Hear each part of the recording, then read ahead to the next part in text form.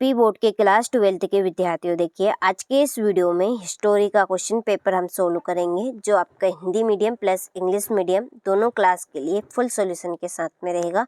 देखिए प्रॉपर तरीके से आपकी हम वार्षिक परीक्षा की तैयारी करवा रहे हैं। तो देखिए ये आपका सेट ए रहेगा। इस तरह के आपको 6 मॉडल पेपर हम देंगे, 6 क्वेश्चन पेपर रहेंगे। ये आपका देखिए सेट बी, इसके बाद में सेट सी, सेट डी, ई और एफ तक, और काम खत्म। और इन 6 मॉडल पेपर में ही आपका प्रॉपर काम बन जाएगा। आप पास ही नहीं बल्कि आप अच्छे से अच्छे नंबर स्कोर कर पाएंगे। तो चलिए बिना किसी देरी की वीडियो को हम शुरू करते हैं। तो कुछ इस तरह का ये आपका फ्रंट पेज रहेगा, निर्देश दिए रखेंगे, इनको आपको पढ़ लेना है क्योंकि इसी के अनुसार आपको पेपर को सोल्व करना है। ठीक है, तो देखिए पहला प्रश्न है कि भारतीय पुरातात्विक सर्वेक्षण के पहले डायरेक्टर जनरल थे तो कौन थे? कनिंघम। दूसरा है गांधार कला किससे संबंधित है? बौद्ध धर्म से। किससे? बौद्ध धर्म से।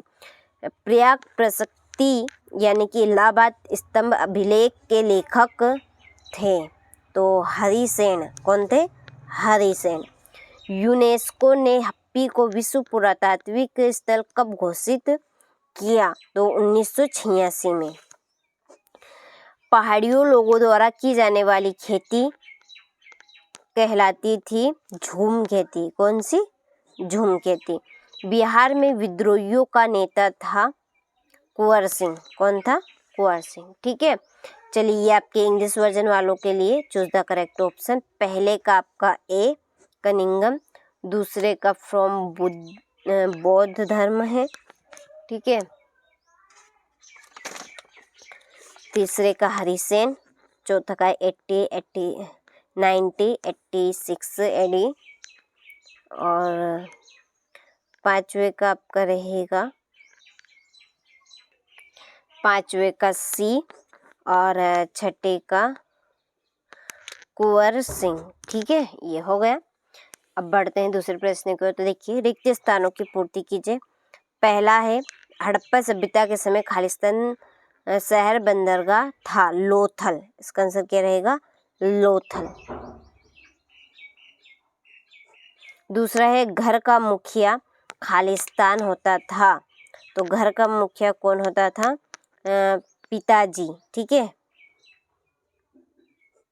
पिताजी। तीसरा है अजंता की गुफाएं खालिस्तान स्थित है महाराष्ट्र। कहाँ पे? महाराष्ट्र। सुल्तान जहां बेगम खालिस्तान की शासिका थी भोपाल। कृष्णदेवराय खालिस्तान नामक उपनगर की स्थापना की विजयनगर।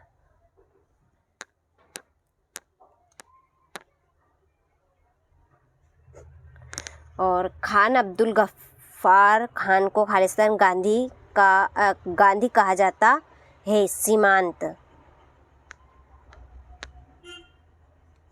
ठीक, चलिए यहाँ से आप अच्छे से स्क्रीनशॉट ले लीजिए। चलिए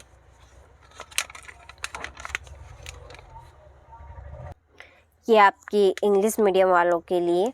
ठीक है, चलिए जोड़ी की ओर बढ़ते हैं। तो देखिए अलेक्जेंडर कनिंघम, इसकी जोड़ी है आपकी भारतीय पुरातात्विक के जनक। दूसरी है अष्टाध्यायी की जोड़ी है पाणिनि। तीसरी सांची की खोज 1818 ईस्वी। हिंद ए तोता अमीर खुसरो। बुक्का राय है संगम वंश। कानपुर नाना साहब। और प्रारूप समिति के अध्यक्ष डॉक्टर BR अम्बेडकर। ठीक है, चलिए यहाँ से आप स्क्रीनशॉट लें। इसके बाद में ये आपके इंग्लिश वर्जन वालों के लिए। ठीक है, चलिए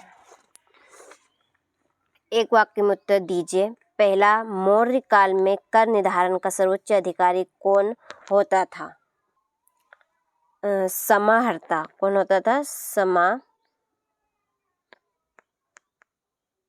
हरता। अगला है पितृवंशिकता का क्या अर्थ है? तो इसका अर्थ है जहाँ वंश परंपरा पिता से पुत्र फिर पौत्र आदि को चलाती है। ठीक है, इसका आंसर है कि जहाँ वंश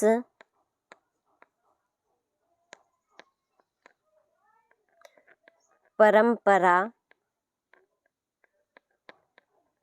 पिता से पुत्र और फिर पौत्र आदि को चलती है, यानी कि पीढ़ी दर पीढ़ी। इब्न बतूता को कहाँ का काजी या न्यायाधीश नियुक्त किया गया? दिल्ली का। कहाँ का? दिल्ली। किसान को आमतौर पर किस नाम से जाना जाता है? रैयत। रैयत के नाम से। पांचवी रिपोर्ट ब्रिटिश पार्लियामेंट में कब प्रस्तुत की गई? 1813। भारत में नागरिकों को कितने मूल अधिकार प्राप्त है? 6। और मंत्रिमंडल किसके प्रति उत्तरदायी होता है? लोकसभा।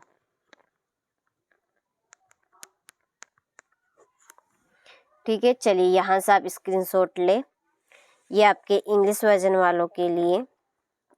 ठीक है, फिर सत्य सत्य लिखिए। पहला, हड़प्पा सभ्यता एक नगरीय सभ्यता थी, तो यह है सत्य बात। ठीक है, इसमें आएगा आपका सत्य। दूसरा है मौर्य वंश का अंतिम शासक अशोक था, असत्य। तीसरा है स्तूप का संस्कृत में अर्थ टीला होता है, तो यह है सत्य। विजयनगर पर शासन करने वाला प्रथम वंश चालुक वंश था, तो यह है असत्य। दिल्ली प्रांत में 39 किस्म की फसलें उगाई जाती थी, सत्य। और गांधी जी ने तृतीय गोलमेज सम्मेलन में भाग लिया, तो आपका छठा असत्य है। ठीक है, चलिए यहाँ से आप स्क्रीनशॉट ले और कंप्लीट करें।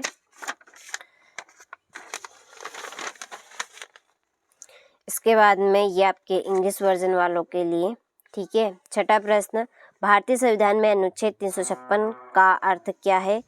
वयस्क मताधिकार पर आधारित लोकतंत्र को स्पष्ट कीजिए। हड़प्पा सभ्यता के किन्हीं दो महत्वपूर्ण नगरों का संक्षिप्त परिचय दीजिए। ठीक है, अल बिरूनी के विषय में आप क्या जानते हैं? संक्षेप में लिखिए। कश्मीर शैव धर्म के बारे में आप क्या जानते हैं? विजयनगर की भौगोलिक स्थिति की विशेषताओं का वर्णन कीजिए। आईन अकबरी की रचना के दो मुख्य उद्देश्यों का उल्लेख कीजिए। चलिए यहाँ से आप अच्छे से स्क्रीनशॉट लें। ठीक है, इसके बाद 1857 ईस्वी के विद्रोह के 4 महत्वपूर्ण केंद्रों के नाम। गांधी जी ने नमक कर कानून कब और कहाँ तोड़ा? ये आपका 16 प्रश्न। और इन प्रश्नों के आंसर के लिए डिस्क्रिप्शन में नंबर दिए हैं, आप उन नंबर पर कॉल करके पूरी जानकारी ले सकते हैं। हमारी खुद की एक एप्लीकेशन है, उस पर प्रॉपर तरीके से प्योर चीज़ें आपको वहीं पर मिलेगी वार्षिक परीक्षा के लिए। ठीक है, तो आप कॉल करना ना भूलें, और डिस्क्रिप्शन में उसकी आपको लिंक भी मिल जाएगी एप्लीकेशन की, तो आप एप्लीकेशन के लिए कॉल कर सकते हैं। ठीक है, चलिए आपने अच्छे से स्क्रीनशॉट ले लिया होगा, तो अच्छे से आप कंप्लीट करें।